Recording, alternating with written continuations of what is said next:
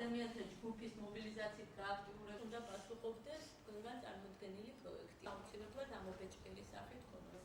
მაინტერესებს რამდენი პრიორიტეტი გარემოს დაცვის საზოგადოების ინფორმაცია. მაინც რაღაც ფოკუსამდე მიდის და რაღაც დაკონკრეტული დიდი გამოცება 2009 წლიდან მუშაობს საქართველოს საკითხებზე. ახლა ეს უკვე არსებული რაღაც მექანიზმებსაც და კონკრეტული ამოცანის შესრულებისას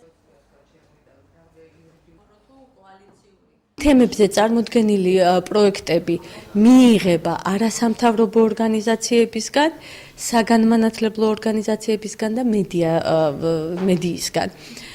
ჩვენ ამ პირობების გასაცნობად ახლა რეგიონებში დავდივართ, ბათუმშიც ამიტომ ჩამოვედით, რათა ადგილობრივ ორგანიზაციებს გავაცნოთ კონკურსის პირობები და ხელი შეუწყოთ მათ მონაწილეობას ამ კონკურსში. გამოცხადებული მცირე საგრანტო პროგრამა, რომელიც გამოაცხადა შესაბამისმა ორგანიზაციამ, არის ძალიან მნიშვნელოვანი, იმიტომ რომ წარმოდგენილია ის პრიორიტეტული მიმართულებები, რომლებიც საკმაოდ აქტუალურია დღეს საქართველოში.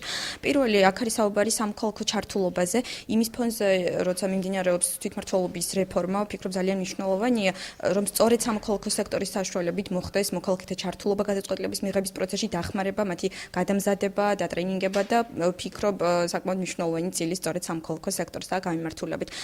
ძალიან მნიშვნელოვანი პროექტია, მნიშვნელოვანი გრანტია არასამთავრობო ორგანიზაციებისთვის, ასევე მედიისთვის და ყველაზე მნიშვნელოვანი არის მე ვფიქრობ ის, რომ აქ მედია ორგანიზაციებს ეძლევა საშუალება, რომ არასამთავრობო სამოქალაქო სექტორთან ერთად განახორციელონ პროექტები და მნიშვნელოვანი საქმე გააკეთონ დემოკრატიული ღირებულებების დამკვიდრებასა და განხორციელებაში, ასევე იმაში, რომ მედია გაძლიერდეს, იყოს უფრო პროფესიონალი გახდეს მედია და უფრო მეტად შეძლოს მან მედიის თავად ფუნქციის შესრულება.